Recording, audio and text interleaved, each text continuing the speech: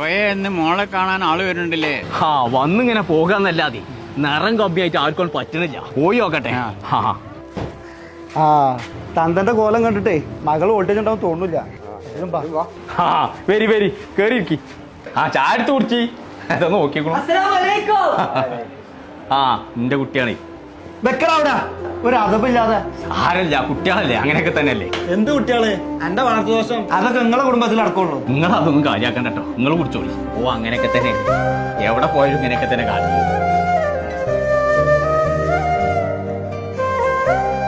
ഒന്നും ഒന്നാണ് ഇച്ചിന്റെ 2 കുട്ടികൾ ഒരേ മായ.